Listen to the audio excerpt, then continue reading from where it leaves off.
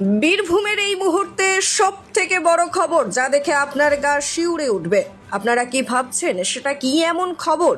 তাহলে চলুন দেখে নিন। বীরভূমের কোটিপতি পাথর ব্যবসায়ী টুলু মণ্ডলের ঘনিষ্ঠ আত্মীয় মিনার মণ্ডলের বাড়িতে বড় সড়ো পুলিশি অভিযান ঘিরে ব্যাপক চাঞ্চল্যের সৃষ্টি হয়েছে। মঙ্গলবার গভীর রাত থেকে শুরু হওয়া এই মেগা তল্লাশি অভিযান বুধবার সকাল পর্যন্ত অব্যাহত রয়েছে।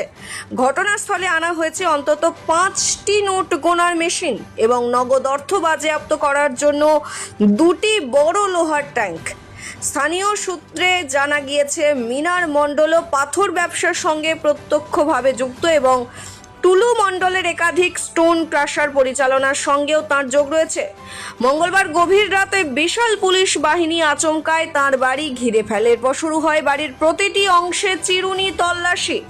সূত্রের দাবি, বাড়ি থেকে বিপুল পরিমাণ নগদ অর্থ উদ্ধার হয়েছে। টাকার পরিমাণ এতটাই বেশি যে তা গণনার জন্য ঘটনাস্থলে একাধিক নোট গোনার মেশিন নিয়ে আসতে হয়। উদ্ধার হওয়া নগদ অর্থ নিরাপদে বাজেয়াপ্ত ও বহনের জন্য আনা হয়েছে 2টি বড় লোহার ট্রাঙ্ক। ঘটনাস্থলে বিপুল সংখ্যক পুলিশ কর্মীর পাশাপাশি উপস্থিত রয়েছেন পদস্থ পুলিশ আধিকারিকরাও। তবে এই অভিযানের সুনির্দিষ্ট কারণ, উদ্ধার হওয়া অর্থের প্রকৃত পরিমাণ কিংবা এর সঙ্গে অন্য কোনো বেআইনি কারবারের যোগ রয়েছে কিনা সে বিষয়ে এখনো পর্যন্ত পুলিশের পক্ষ থেকে আনুষ্ঠানিকভাবে কিছু জানানো হয়নি। ফলে ঘটনাকে ঘিরে জল্পনা ও চাঞ্চল্য ক্রমেই বাড়ছে। Bureau report, Tarapith TV. দেখুন, পরিবর্তন হয়েছে। চোর মস্তান সিন্ডিকেট রাজ বন্ধ হয়েছে। আমি ধন্যবাদ জানাই যে মানবিক মুখ্যমন্ত্রী সম্মানীয় শুভেন্দু অধিকারী মহাশয়কে। যারা বলেছিল খেলা হচ্ছে, আজকে পশ্চিমবঙ্গের মানুষরা দেখতে পাচ্ছে যে খেলা কিভাবে শুরু হচ্ছে। গরিব মানুষের অভাব রাহি জানি এত, আর বেশ কিছু সিন্ডিকেট রাজ, দালাল রাজদের হাতে কোটি কোটি টাকা বেরোচ্ছে, বেরোবেও। আমি দায়িত্ব নিয়ে বলছি, আমরা আজকে পশ্চিমবঙ্গের মানুষরা অভাব অনটনের ঋণের দায়ে আমরা ধুঁকছি। একটা মানুষের পেছনে ঋণের দায় কত, আর সেই টাকা একটা পুঁজিবাদী সমাজের কাছে জমা আছে। আমি মনে করি অতি সত্বর এই টাকা বেরিয়ে আসুক, সমস্ত স্তর থেকে বেরিয়ে এসে মানুষের কাজে লাগুক। উৎসটা কি? দালাল রাজ, দালালের রাজ থেকে সব জায়গায় সিন্ডিকেট, তোলাবাজি, এখান থেকেই টাকা। তাছাড়া টাকা ইনকামের সোর্স কোথা দেখাবেন, সেটা অবশ্য তদন্ত সাপেক্ষ। তদন্তের বিষয়ে আমি কিছু বলবো।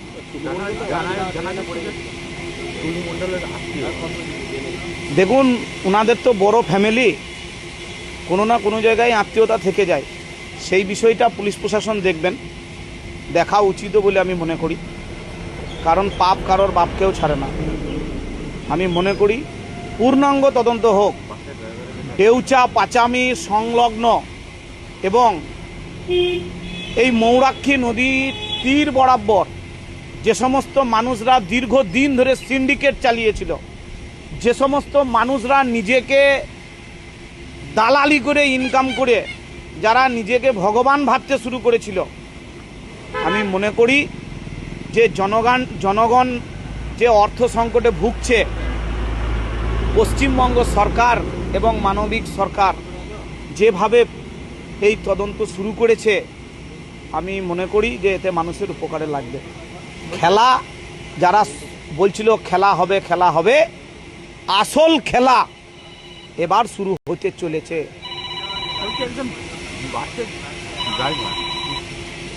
হ্যাঁ, এটাই তো আশ্চর্যের বিষয়।